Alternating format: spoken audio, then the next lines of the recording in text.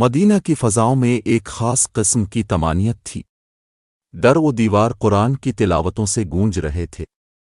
مسجد نبوی کی گنبد کے سائے تلے ایک گھر تھا جو علم، حلم، صبر اور وفا کا مرکز کہلاتا تھا۔ وہ گھر امام حسن کا تھا۔ اسی مبارک گھر میں ایک چمکتا ہوا ستارہ دنیا میں آیا جس کا نام رکھا گیا قاسم بن حسن۔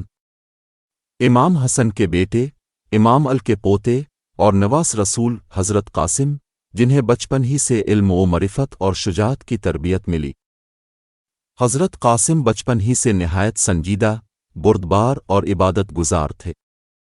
ان کی آنکھوں میں حیا، لبوں پر قرآن اور دل میں عشق اہل بیت کا نور نمایاں تھا۔ وہ کم عمر ضرور تھے مگر ان کے لہجے میں وقار اور گفتار میں بزرگی تھی۔ مدینہ کی گلیوں میں جب وہ چلتے تو بزرگ ان کی پیشانی چومتے اور دعائیں دیتے، یہ بچہ اپنے نانا ال کی شجاعت اور حسن کی بردباری کا مجموعہ ہے۔ حضرت امام حسین، جو ان کے چچا اور بعد میں سرپرست بنے، قاسم سے خاص محبت رکھتے تھے۔ وہ اکثر انہیں اپنے قریب بٹھاتے، علم کے موتی بانٹتے اور فرماتے، میرے قاسم کا دل کربلا کے لیے دھڑکتا ہے۔ جب حضرت امام حسن کو زہر دے کر شہید کیا گیا تو حضرت قاسم کی عمر بہت کم تھی، لیکن اس دکھ نے ان کے اندر کا بچپن وقت سے پہلے چھین لیا۔ اپنے بابا کے جنازے کو اٹھتے دیکھنا ان کے لیے وہ لمحہ تھا جب دل میں صبر اور قربانی کے جذبے نے جنم لیا۔ اس واقعے کے بعد حضرت امام حسین نے قاسم کو اپنی کفالت میں لے لیا اور ان کی تعلیم و تربیت کو خصوصی اہمیت دی۔ ان کے ساتھ مجالس، عبادات اور دین کی تبلیغ کے مواقع میں شریک رکھتے۔ قاسم نہ صرف دینی علم میں ماہر ہو رہے تھے بلکہ تلوار بازی، گھڑ سواری اور مان جنگ کے آداب بھی سیکھ رہے تھے۔ امام حسین ان کی جسمانی تربیت بھی فرماتے اور اکثر فرماتے ہیں، میرے قاسم وقت آنے پر باطل کے مقابل حق کا علم بلند کرے گا۔ ان کی شجاعت کی ایک مثال مدینہ کے نوجوانوں میں مشہور تھی۔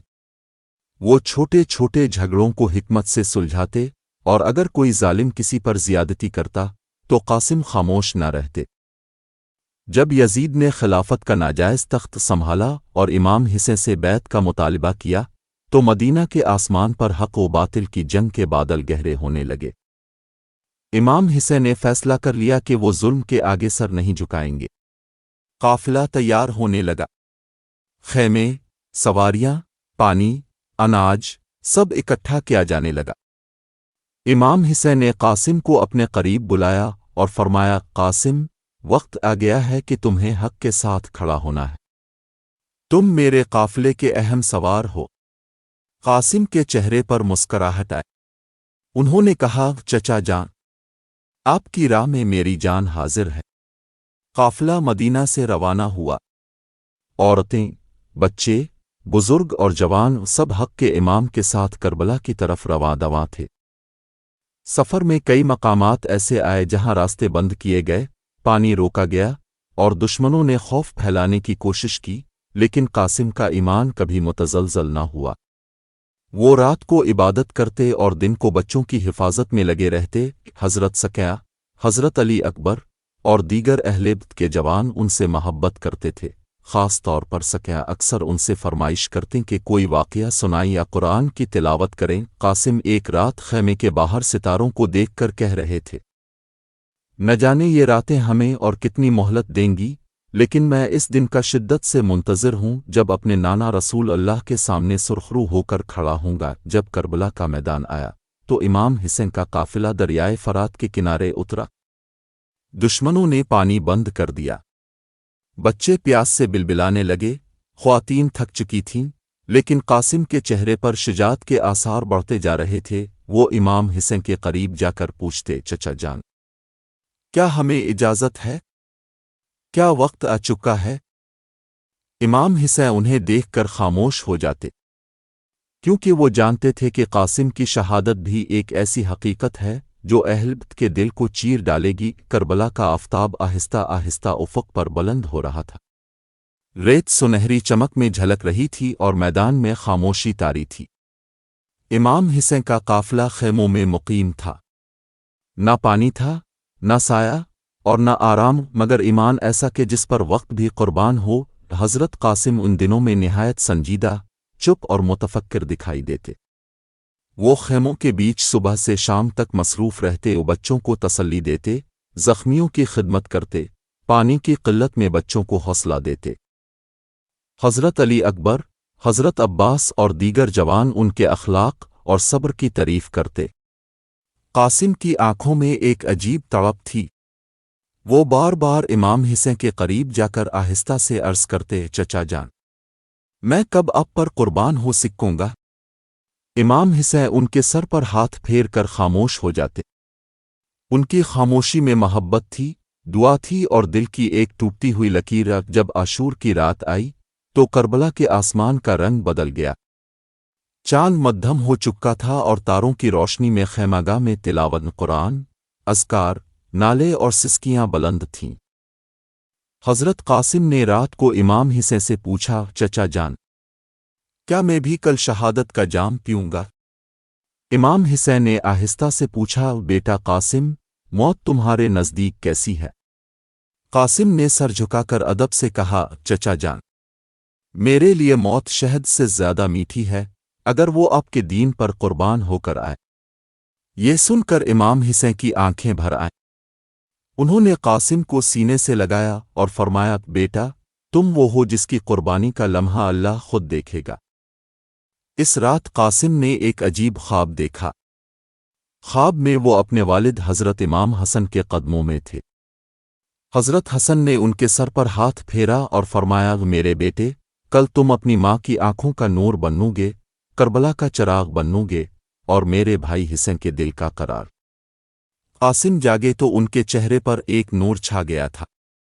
وہ سیدھا امام حسین کے خیمے میں آئے اور خواب سنایا۔ امام حسین دیر تک خاموش رہے، پھر آہستہ سے فرمایا، قاسم، تمہاری قربانی بھی لکھی جا چکی ہے۔ بعض روایتوں میں ہے کہ شب عاشور امام حسین نے حضرت قاسم سے فرمایا، قاسم، اگر تم کل شہید ہو گئے تو تمہارے والد کے بعد تمہاری ماں کس سے امید رکھے گی؟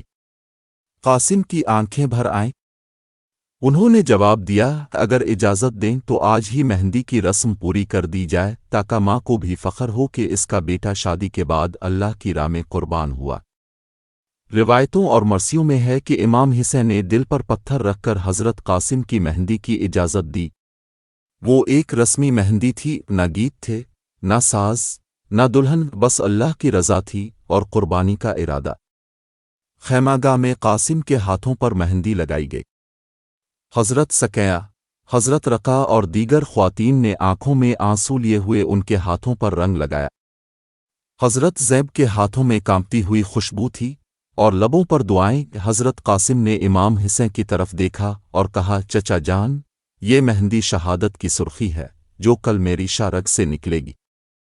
سب خیمگاہ میں روتے رہے، دعائیں کرتے رہے اور رات سجدوں اور وسیطوں میں گزر گئی۔ قاسم نے رات کو قرآن مجید کھولا، کچھ آیات تلاوت کی اور اپنی ماں کے لیے دعا کی۔ پھر امام حسین کے قدموں میں بیٹھ کر اپنی آخری وصیت لکھی، اور میری ماں کو کہنا کہ تیرا قاسم سرخرو ہو کر گیا اور نانا رسول اللہ کے دربار میں فخر سے کھڑا ہوگا۔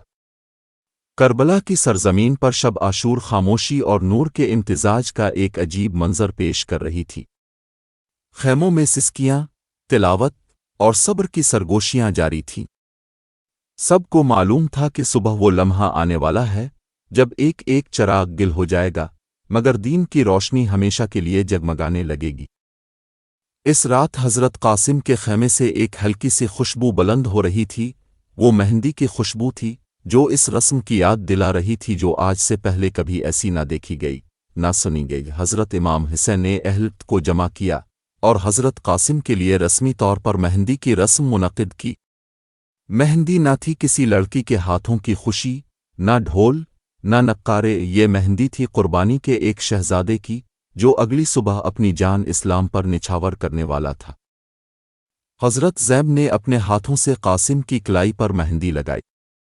ان کی زبان پر درود تھا اور آنکھوں میں آنسو۔ میرے بھتیجے، اللہ تمہیں شہادت کے وقت آسانی عطا کرے، تمہیں وہ رتبہ دے جو صرف خاص بندوں کو عطا ہوتا ہے۔ حضرت سکیہ اور حضرت رقا نے مہندی کو سجا کر قاسم کے ہاتھوں پر لگایا۔ روتے ہوئے سکیہ بولی، او بھائی قاسم، کل اب ہم سب کو چھوڑ کر چلے جائیں گے۔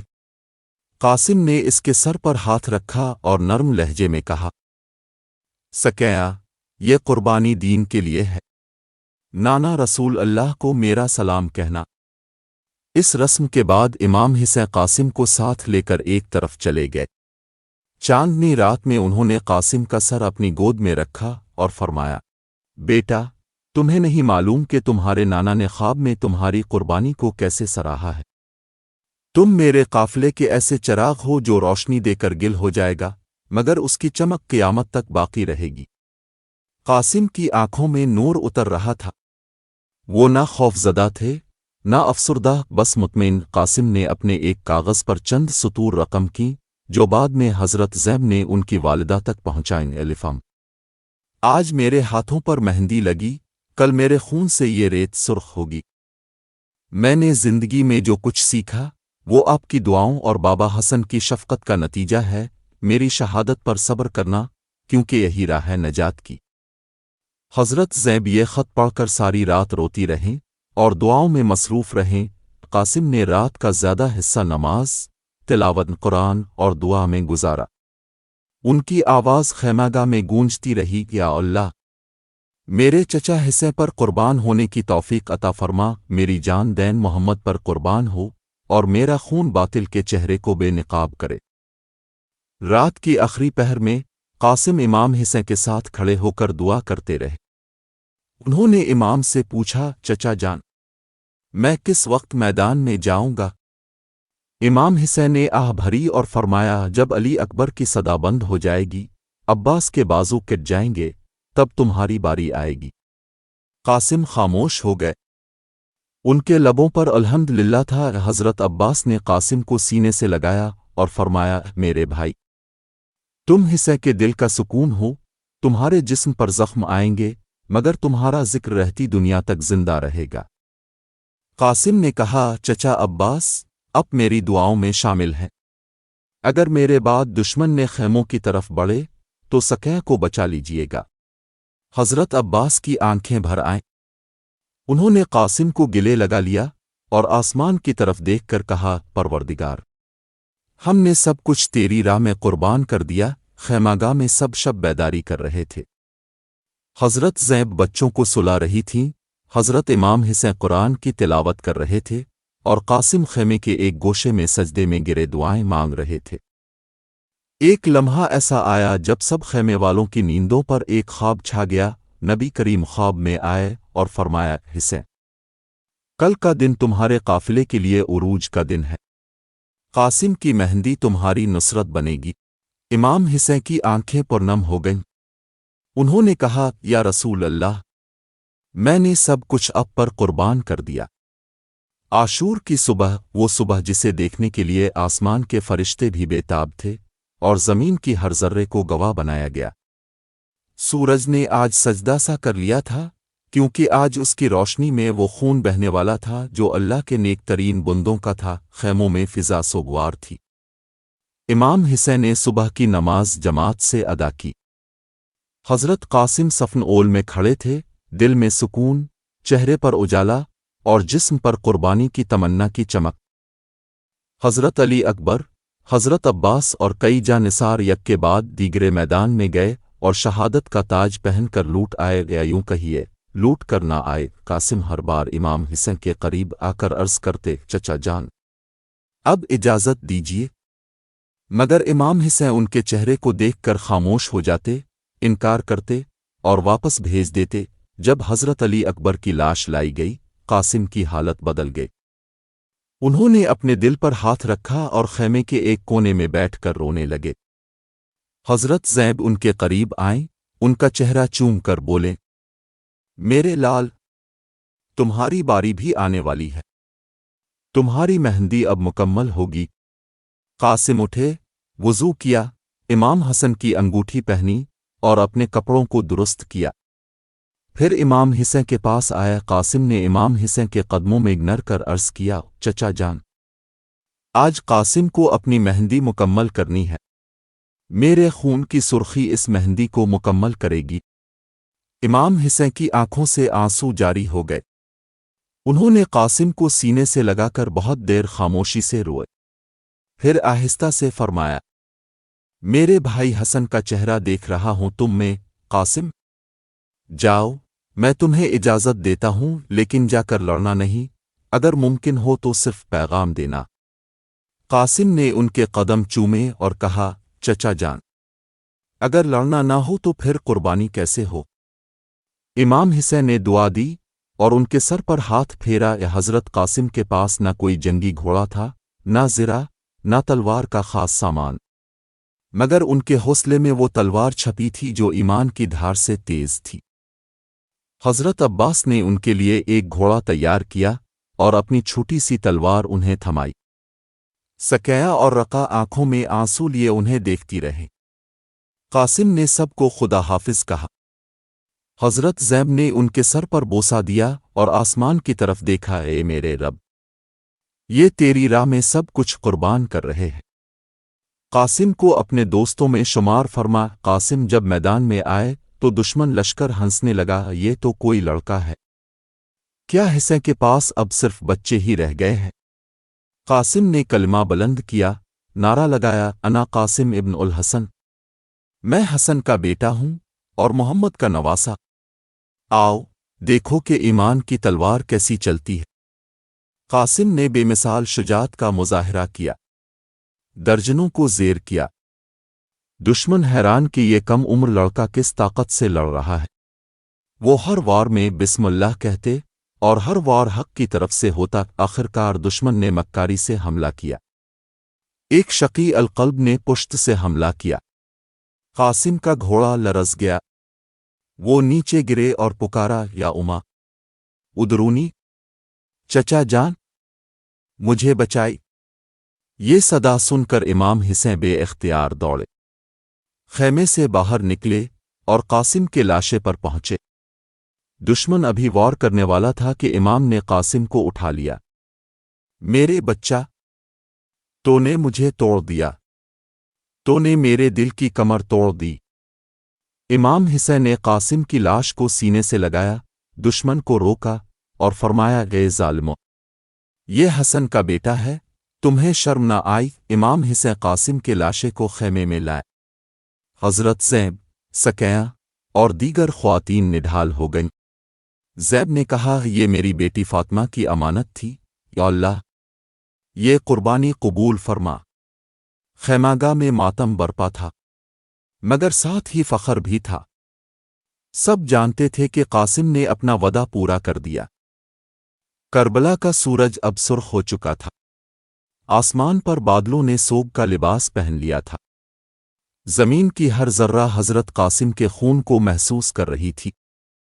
خیماگاہ میں خاموشی گونج رہی تھی، وہ خاموشی جو صدائیں سناتی ہے، جو چیخوں کو خاموش کر کے دلوں میں ہمیشہ کے لیے دفن ہو جاتی ہے۔ حضرت امام حسین حضرت قاسم کی لاش کو اپنے بازو میں اٹھا کر خیمے کی طرف لائے۔